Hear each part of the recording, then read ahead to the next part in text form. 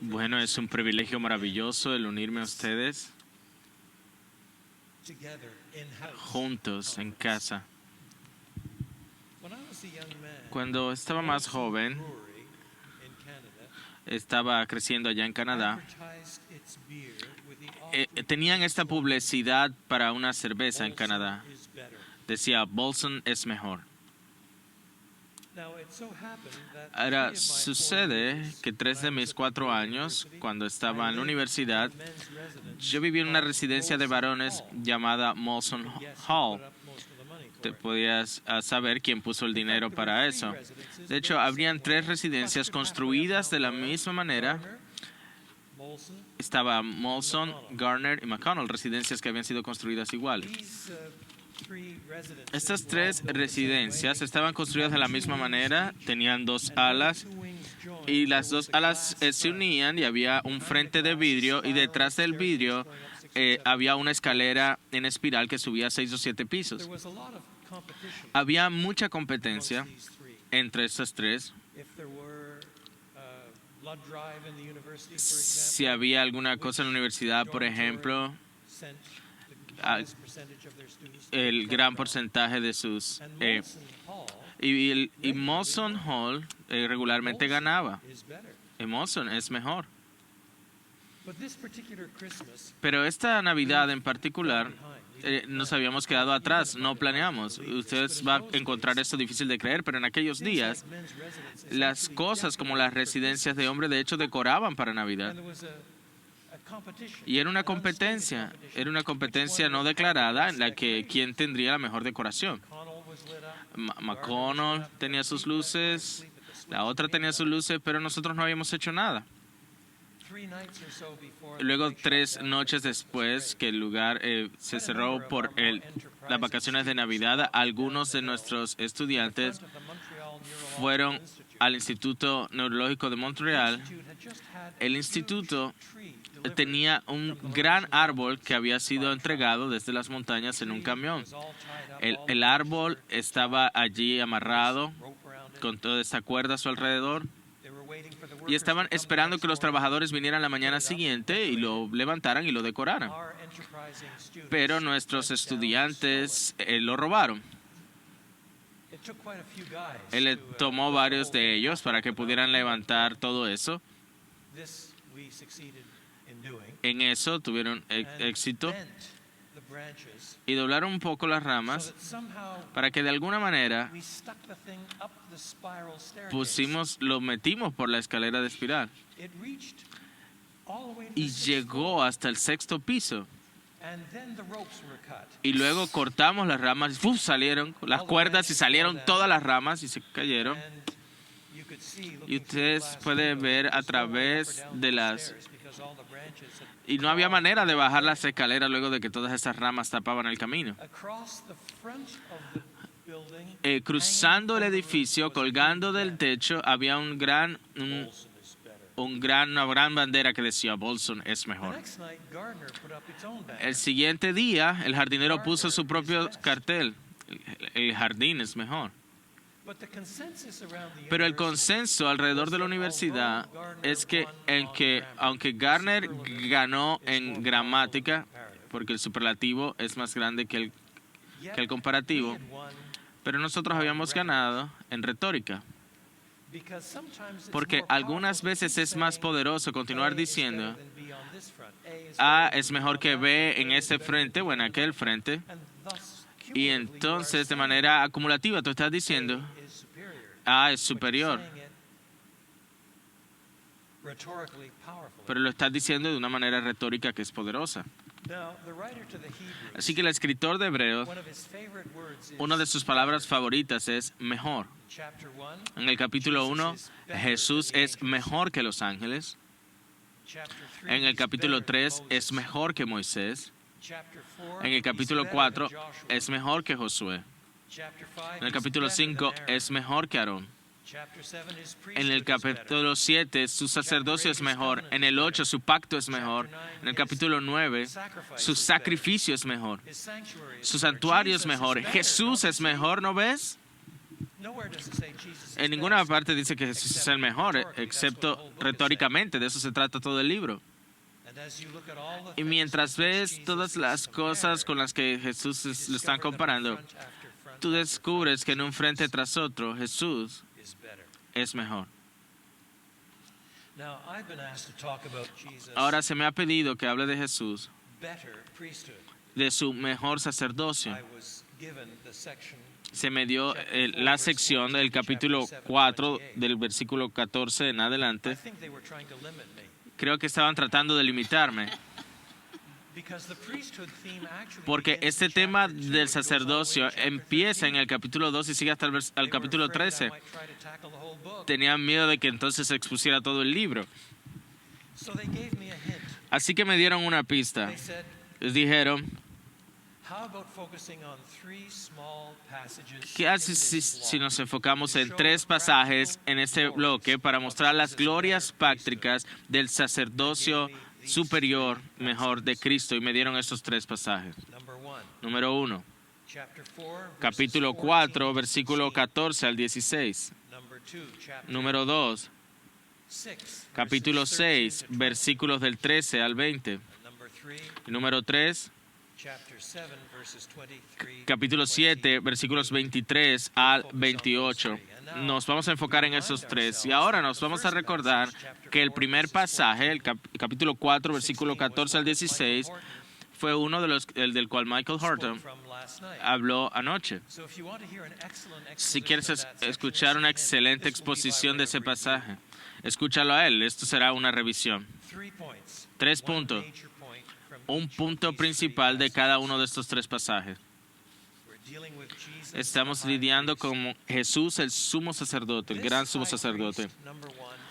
Este sumo sacerdote nos anima a perseverar a pesar de nuestra debilidad, nuestro quebrantamiento y nuestro pecado. Este sumo sacerdote es capaz de animarnos a perseverar a pesar de nuestra debilidad, nuestra fragilidad y nuestro pecado. Versículo 14. Teniendo pues un gran sumo sacerdote que trascendió los cielos, Jesús, el Hijo de Dios, retengamos firme nuestra fe. Porque no tenemos un sumo sacerdote que no pueda compadecerse de nuestras flaquezas, sino uno que ha sido tentado en todo, como nosotros, pero sin pecado.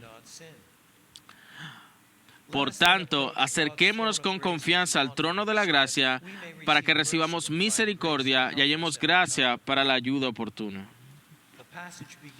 El pasaje comienza con esta conexión lógica, por lo tanto, ya que esto, entonces hagamos aquello. Por lo tanto, ya que tenemos un gran sacerdote que trascendió los cielos, Jesús el Hijo de Dios, y se nos recuerda que Jesús como el Hijo de Dios es una parte importante del argumento en los capítulos 1 y 2. Él como el Hijo de Dios es superior a los ángeles. Pero también en el capítulo 2, Él se hace ser humano. El Hijo de Dios se hace hombre. El Hijo de Dios se hace el Dios hombre. Él no se convirtió en un ángel. ¿No te sorprende que haya una razón en la providencia de Dios que el Redentor de la raza humana caída esté allí para los hombres y no para los ángeles? Leemos el capítulo 2, versículo 16, porque no socorrió a los ángeles, sino ayuda a la descendencia de Abraham. Por tanto, tenía que ser hecho semejante a sus hermanos en todo, a fin de que llegara a ser un sumo sacerdote misericordioso y fiel. Ahora, nuestro pasaje dice, por lo tanto, como tenemos este gran sumo sacerdote, basado en lo que ya se ha dicho en los versículos del 1 al 2, y los capítulos 3 y 4 constituyen lo que es como un excursus. Entonces, retengamos nuestra fe. Versículo 15, porque no tenemos un sumo sacerdote que no pueda compadecerse de nuestras flaquezas, sino uno que ha sido tentado en todo como nosotros. Entonces no es simplemente el hecho o la verdad teológica, la realidad de que Jesús se hizo hombre. Él es completamente un ser humano, pero como ser humano es como nosotros, tentado en todos los puntos como nosotros. Sin embargo, sin pecado. Ahora, eso nos lleva a reflexionar en dos puntos. Alguno pueda quizás vaya a querer decir, bueno, está bien que se diga que Él fue tentado en todo como nosotros.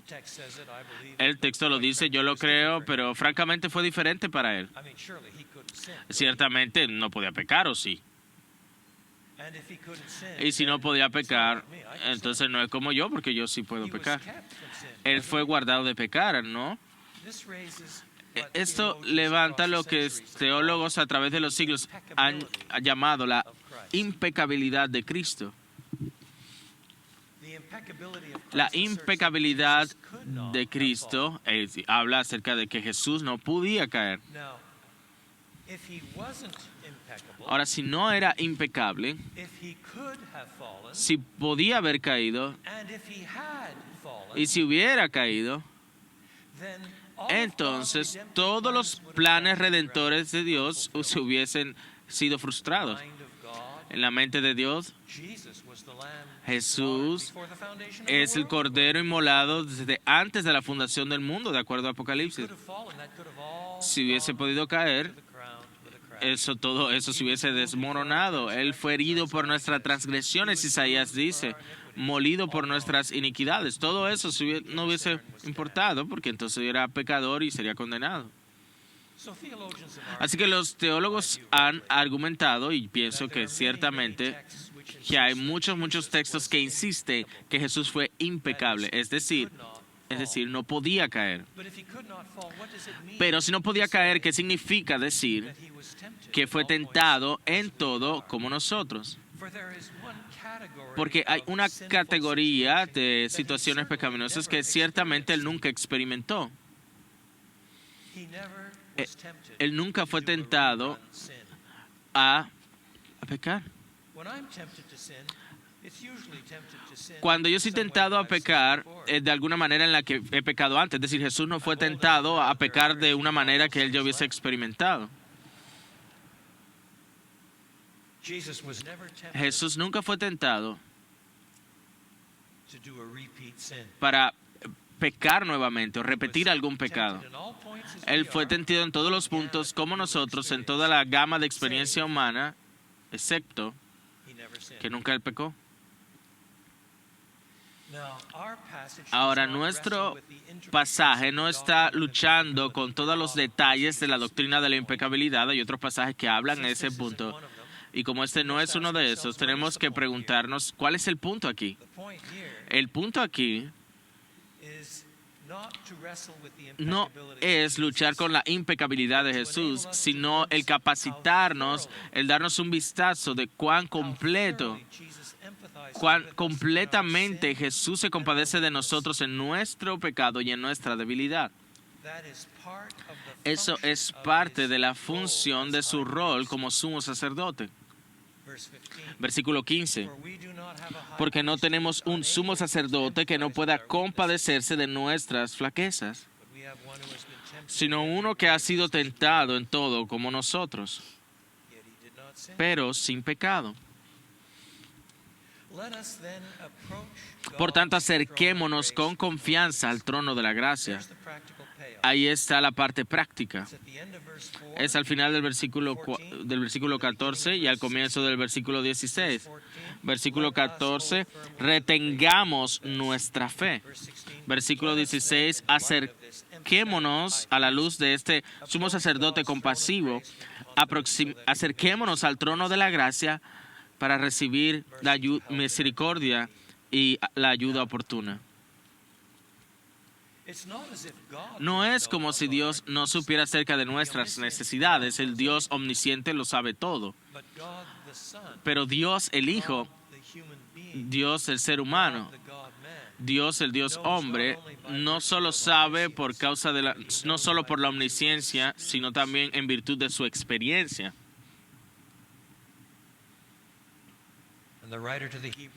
Y el autor de Hebreos dice que lo que obtenemos de esto, de este ánimo, aferrémonos firmemente a la fe que procesamos y acerquémonos confiadamente al trono de la gracia para que recibamos misericordia y hallemos gracia para la ayuda oportuna. Algunos de nosotros en este salón y algunos de los que escuchan en línea han pasado por un año difícil, todos hablan de eso. Y yo no voy a presentar todos los detalles. Pero muchos de nosotros hemos experimentado la muerte de familiares, la soledad de estar apartados, la fatiga, no solo fatiga también en el ministerio. Muchos de nosotros han sucumbido al COVID de una manera u otra. Y algunas veces algunos de nosotros han sucumbido a la duda al preguntarnos qué está pasando. Pero ¿realmente piensas que el Cristo exaltado ha olvidado cómo fue el Getsemaní? ¿Tú realmente piensas que el Cristo resucitado y exaltado se le olvidó qué es lo que es estar cansado y dormir en un bote?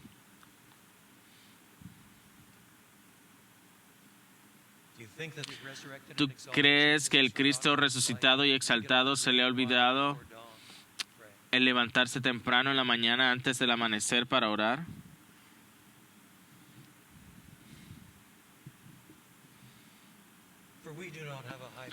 Porque no tenemos un sumo sacerdote que no pueda compadecerse de nosotros, sino uno que ha sido tentado en todo como nosotros,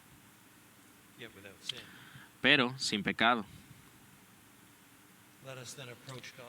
Por tanto, acerquémonos con confianza al trono de la gracia. Es un ánimo psicológico fundamentado en la conocida empatía de Jesús para con nosotros, pobres pecadores. Y ese es el primer punto. Ese sumo sacerdote es capaz de animarnos a perseverar a pesar de nuestra debilidad y flaquezas. Número 2. Este sumo sacerdote es capaz de animarnos por medio de anclar nuestra esperanza en su promesa y su juramento. Él es capaz de animarnos al anclar nuestra esperanza en su promesa inmutable y su juramento. Capítulo 6, versículos del 13 al 20. Déjenme leerles ese párrafo. Pues cuando Dios hizo la promesa a Abraham, no pudiendo jurar por uno mayor, juró por él mismo, diciendo: ciertamente te bendeciré y ciertamente te multiplicaré. Y así, habiendo esperado con paciencia, Abraham obtuvo la promesa. Las personas, porque los hombres juran por uno mayor que ellos mismos, y para ellos un juramento dado como confirmación es el fin de toda discusión. Por lo cual Dios, deseando mostrar más plenamente a los herederos de la promesa la inmutabilidad de su propósito, interpuso un juramento, a fin de que por dos cosas inmutables en las cuales es imposible que Dios mienta, los que hemos buscado refugio seamos grandemente animados para asirnos de la esperanza puesta delante de nosotros. Tenemos como ancla del alma una esperanza segura y firme, que penetra hasta detrás del velo, a donde Jesús entró por nosotros como precursor, hecho según el orden de Melquisedec, sumo sacerdote para siempre. Así que empezamos con una promesa, versículo 13, la promesa a Abraham, la cual se nos presenta en el siguiente versículo, versículo 14. Él le hizo esta promesa a Abraham, diciendo, versículo 14, ciertamente te bendeciré y ciertamente te multiplicaré. La promesa ocurre también en Génesis 12:15, con extrapolaciones en Génesis 17 y 22. Y ya que Dios le hizo esta promesa y la quiso asegurar con un juramento, Él añadió ese juramento ¿cuándo? Ahora pudiéramos pensar cuando le hizo la promesa a Abraham. Pero el único juramento que este libro menciona es el que se hace en el Salmo 110. Así que en el siguiente capítulo, capítulo 7, se declara en la Escritura, en el Salmo 110, tú eres sacerdote para siempre según el orden de Melquisedec.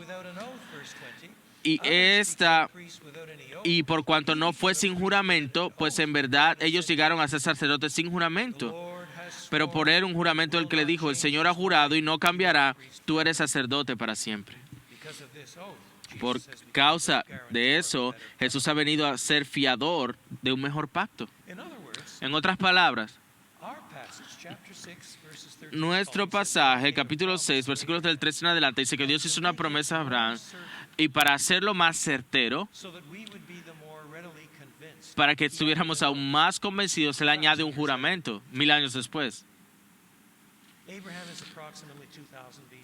Abraham estaba aproximadamente en el año 200 antes de Cristo. Y David está aproximadamente en el año 1000 antes de Cristo. Así que esto tiene una promesa añadida. 2000 antes de Cristo, perdón.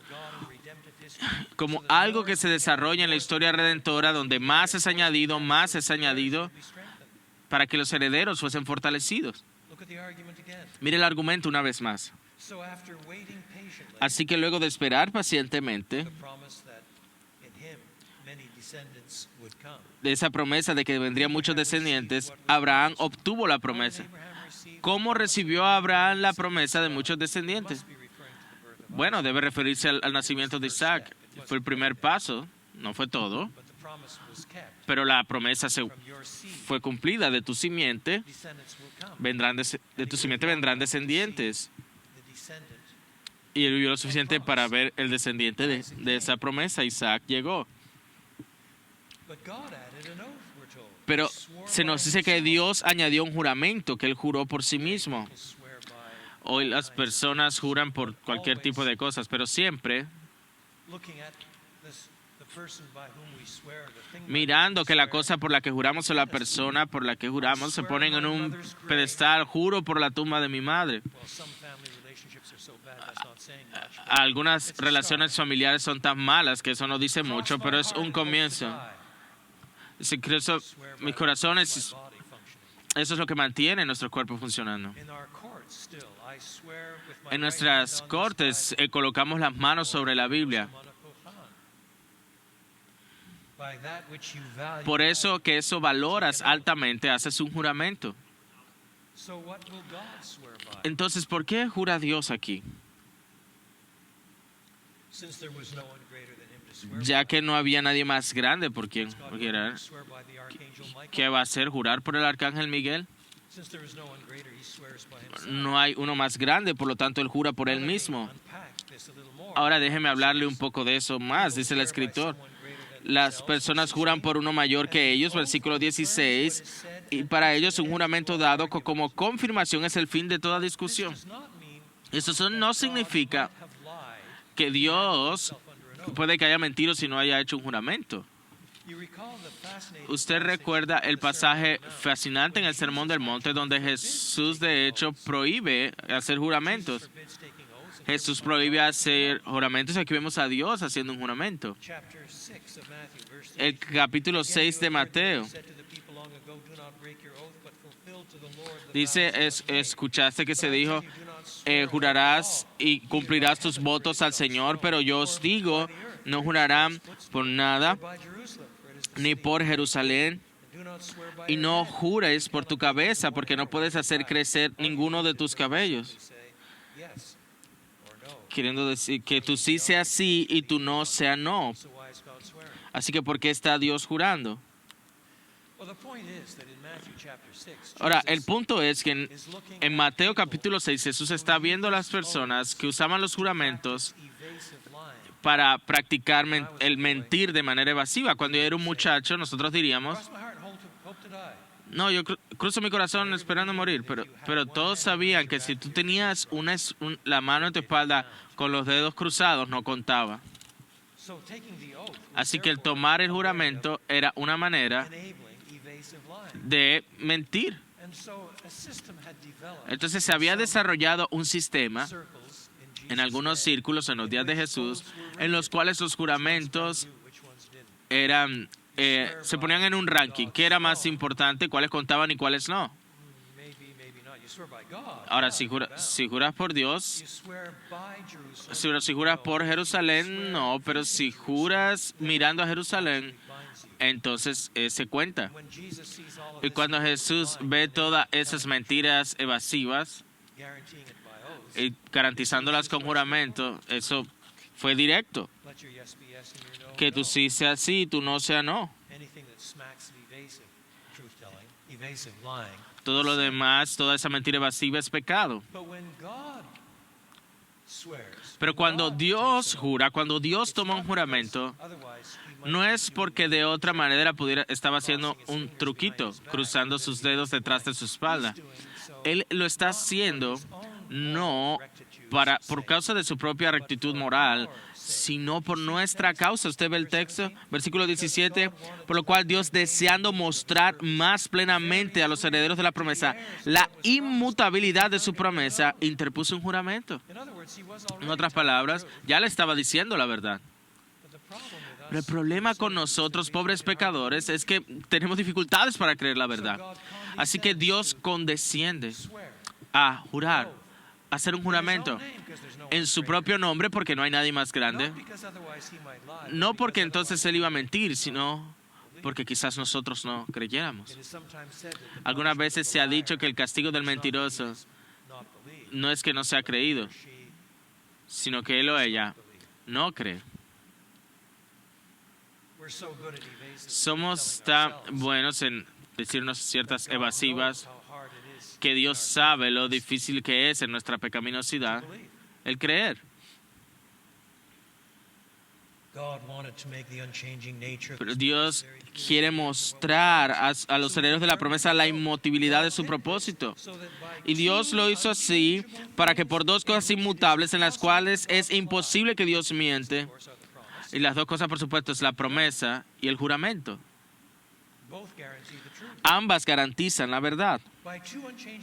Por dos cosas inmutables en las cuales es imposible que Dios mienta, los que hemos buscado refugio, seamos grandemente animados para asirnos de la esperanza puesta delante de nosotros. La esperanza de ser redimidos, la esperanza de ser transformados, la esperanza de ser reconciliados a Dios, la esperanza de esa existencia de resurrección en cielos nuevos, en tierra nueva, la esperanza de ver a Dios cara a cara, la esperanza de ver cómo se lleva todo a la consumación, todo lo que Dios ha prometido traer. Él lo ha prometido. Él ha prometido incluso implícitamente y con insistencia que Abraham tendría muchos descendientes traídos de toda tribu, lengua y nación. Esa es la promesa. Que 1000 años después, Él articula aún más claramente cómo sería llevada a cabo esta promesa por la venida de un nuevo sacerdote traído por el Dios Todopoderoso. Allí es cuando la promesa se une con el juramento. Continúa enfocándose en Jesús, en lo que Él ha hecho, quién es Él. Dos cosas inmutables en las cuales es imposible que Dios mienta. Para que los que hemos buscado refugio seamos grandemente animados para asirnos de la esperanza puesta delante de nosotros. Esta esperanza puesta delante de nosotros trae gran ánimo, es lo que hemos dicho. Este sumo sacerdote es capaz de animarnos al anclar nuestra esperanza en la promesa inmutable de Dios y su juramento. Esta esperanza nos lleva más allá al lugar santo, detrás del velo, nos lleva a la presencia de Dios. Ahora no podemos entrar directamente a la presencia de Dios todavía, pero nuestro precursor Jesús ha entrado por nosotros. Él se ha convertido en sumo sacerdote para siempre, según el orden de Melquisedec. Vemos esto, por supuesto, su juramento, su pacto, su sangre, aquel que cuando todo cede alrededor de mi alma, Él se convierte en mi única esperanza. En Cristo la roca me sostengo. Este sumo sacerdote es capaz de animarnos por medio de anclar nuestra esperanza, como un ancla, sosteniéndonos en la promesa y el carácter inmutable de Dios. Y finalmente, este sumo sacerdote es capaz de animarnos al estar calificado para salvarnos completamente. Capítulo 7, versículos 23 en adelante. Los sacerdotes anteriores eran más numerosos porque la muerte les impedía continuar. Pero Jesús conserva su sacerdocio inmutable, puesto que permanece para siempre, por lo cual Él también es poderoso para salvar para siempre a los que por medio de Él se acercan a Dios, puesto que vive perpetuamente para interceder por ellos. Porque convenía que tuviéramos tal sumo sacerdote, santo, inocente, inmaculado, apartado de los pecadores y exaltado más allá de los cielos, que no necesita, como aquellos sumos sacerdotes, ofrecer sacrificios diariamente, primero por sus propios pecados y después por los pecados del pueblo, porque esto Jesús lo hizo una vez para siempre, cuando Él mismo se ofreció. Porque la ley designa como sumos sacerdotes a hombres débiles, pero la palabra del juramento, que vino después de la ley, designa al Hijo hecho perfecto para siempre.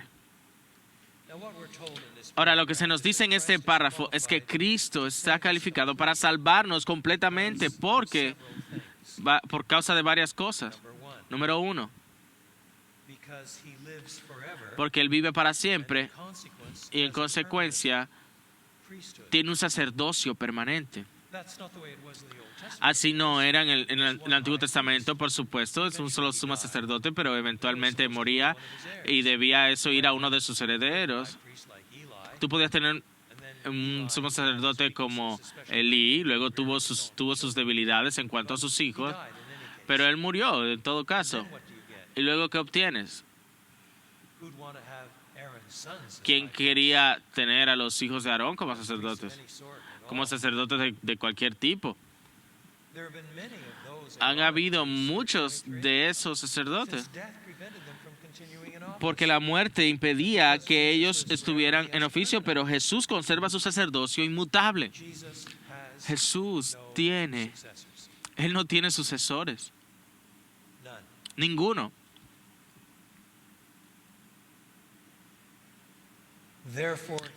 Por lo tanto, Él es capaz de salvarnos para siempre, completamente. La versión King James dice salvar hasta lo último, expresa que en el original, es decir, es algo para siempre. Nuestras Biblias en español dicen que Él permanece, es poderoso para salvar para siempre, y en el contexto significa ambas. Jesús es capaz de salvarnos no solo este año, ni el otro año, y por esta vida, sino para la vida siguiente y para siempre. Y es capaz de salvarnos en todo dominio, porque Él vive para siempre y tiene un sacerdocio permanente. Él siempre vive para interceder por ellos. Ahora debemos allí pausar un poco en lo que se ha dicho allí.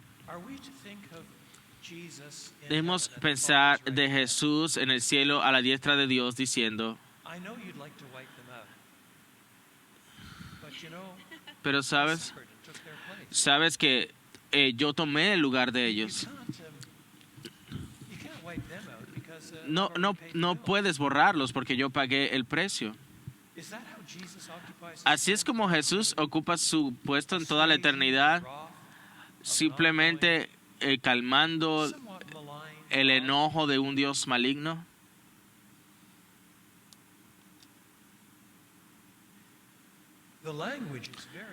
El lenguaje es bien interesante.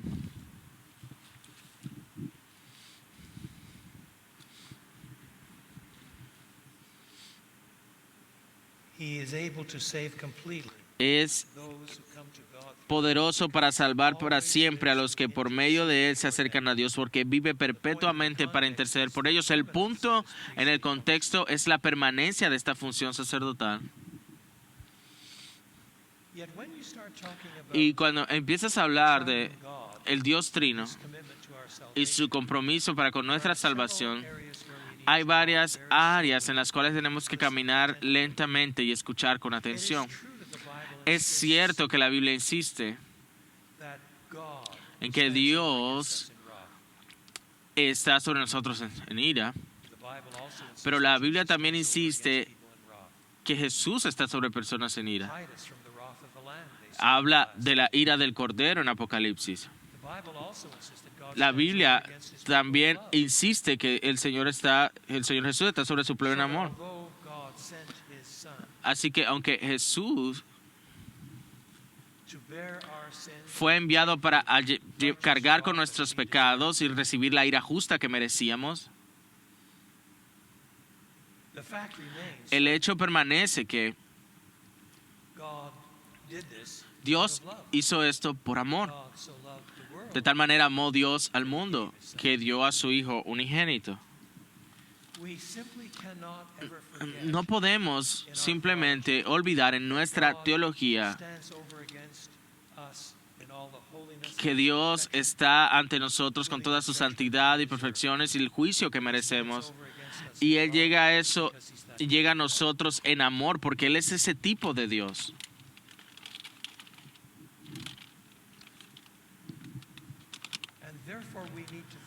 Y por lo tanto, necesitamos pensar de esta intercesión continua de Jesús, no como ciertas oraciones que Jesús ofrece porque Él sabe porque piensa que su Padre es más temperamental y que sea rápido para juzgar. Eso no es lo que es. Esa es una manera de decir, el Cristo resucitado, el Dios hombre, con las cicatrices en su mano y en sus pies y en su costado, está allí a la diestra del Padre, haciendo una intercesión implícita por siempre y para siempre. Wesley lo entendió cuando él dijo, las heridas que él carga, recibidas en Calvario, presentan oraciones especiales, es fuerte clamor por mí, perdonando así a un pecador que ha sido rescatado.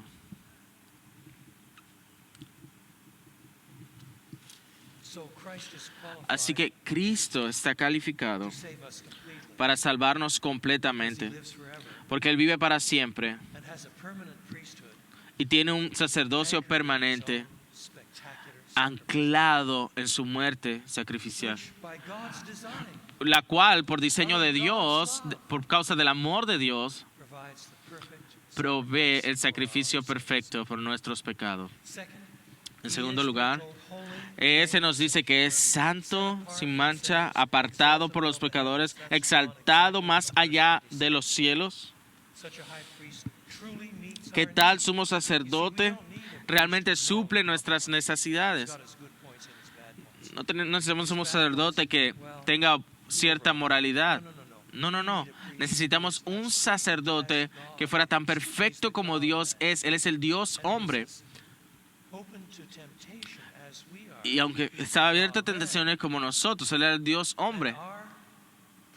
Y nuestro sacerdote está perfectamente calificado porque suple nuestras necesidades. Uno que es santo como nosotros no lo somos. Uno que es puro como nosotros no lo somos. Uno que fue apartado como nosotros no lo somos. Uno que fue exaltado más allá de los cielos. Él ha muerto y ha resucitado y ha ascendido a los cielos, más allá de los cielos, a la diestra del Padre, sentado allí, indicando que su sacrificio ha sido aceptado perfectamente. Él suple nuestras necesidades. Número 3, Él no necesita continuar presentando sacrificios. Versículo 27. No necesita, como aquellos sumos sacerdotes, ofrecer sacrificios diariamente, primero por sus propios pecados y después por los pecados del pueblo. Porque esto Jesús lo hizo una vez para siempre cuando Él mismo se ofreció. Entonces, el sacerdote del linaje de Aarón ofrecían sacrificios diariamente. Y entonces, Yom Kippur, the Day of Atonement, en el Yom Kippur, en el día de la expiación, de acuerdo a Levítico 16, ofrecían 2 animales al sacrificio. Un tercero era soltado en el desierto. Y la sangre del toro cubría los pecados del sacerdote y su familia, y las sangres del macho cabrío cubría la sangre del pueblo año tras año, año tras año. later on in chapter 9, Más adelante, we're reminded en how el capítulo 9, se nos recuerda cómo ni la sangre de toros ni de machos cabríos puede limpiar el pecado. Cuando el toro estaba siendo a punto de ser do you really think the muerto, bull is looking appealingly? ¿tú crees que el toro estaba mirando para apelar y decía, dale, dale, corta mi garganta, yo tomaré por tus pecados? Moral equivalence. No hay ninguna equivalencia moral ahí. Eso es una equivalencia simbólica, pero no moral. So it's done again and again and Así que again eso se as a hace reminder. una y otra vez como recordatorio Sin requires. que el pecado necesita muerte. But Jesus, Pero Jesús, he doesn't keep offering sacrifices. Él nos continúa ofreciendo sacrificio. Es una de las razones Protestantism por los cuales hemos que heredado las confesiones protestantes. No pensamos que en la cena del Señor, is surrounded by a number of disputes. que está rodeada por ciertas disputas, pero no pensamos en ella como un sacrificio, porque Cristo ofreció un solo sacrificio, una vez y para siempre. Y el sacrificio que Él ofreció no fue uno de toros ni machos cabríos, sino de sí mismo. Así entonces Jesús no es solo el sacerdote, Él es el sacrificio. Y su carne fue presentada y Él mismo es el templo. Todas esas estructuras, todas esas instituciones religiosas que apuntaban a Jesús, tenían ese enfoque en Jesús mismo. Esa es la gloria del Evangelio.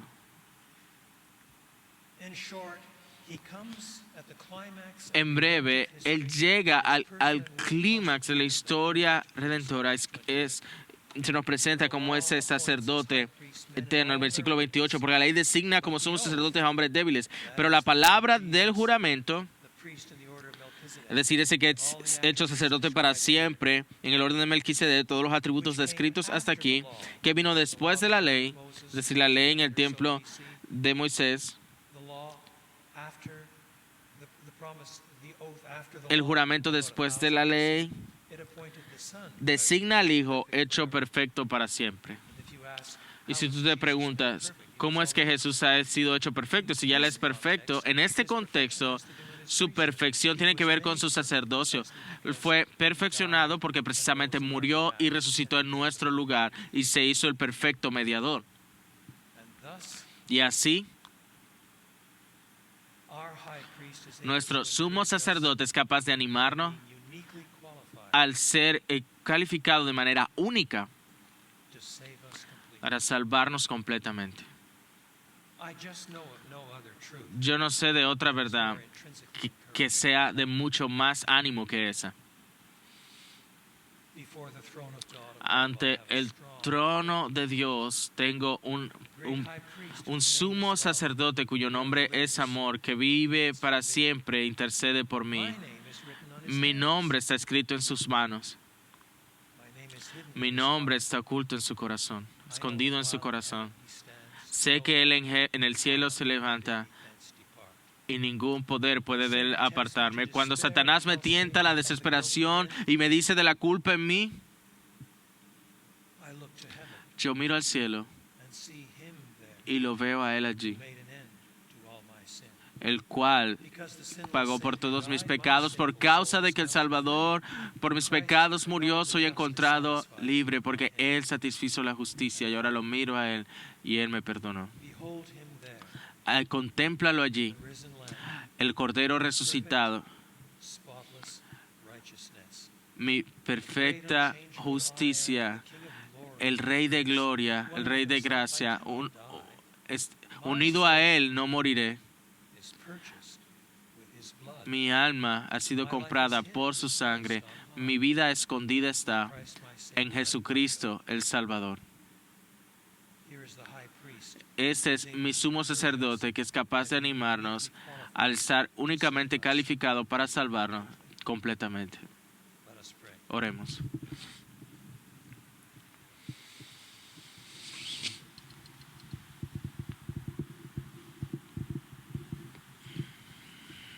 spectacularly wonderful. O cuán Not only that asombrosamente espectacular, Señor, es el hecho no solo de que nos has salvado al dar a tu Hijo en su muerte y resurrección por nosotros, pains to increase our faith, sino, to Señor, que tú nos presentaras estas cosas para animar nuestra fe, para hacer un juramento en favor nuestro. Lord God, open our eyes Oh Señor, abre nuestros ojos para que podamos ver la certeza, confidence, la confianza. the absoluteness, the anchoring that is ours, Oh Señor, todo aquello que es de nosotros en las promesas y en los pactos sealed. que han sido sellados en ese sacrificio. Oh, Lord God, Oh Señor Dios, we may walk with faith, que nosotros caminemos con fe, no porque nuestra fe sea fuerte, Señor, unqualified, sino porque estamos ante tu maravilla. En nombre de Jesús. Amen. Amén.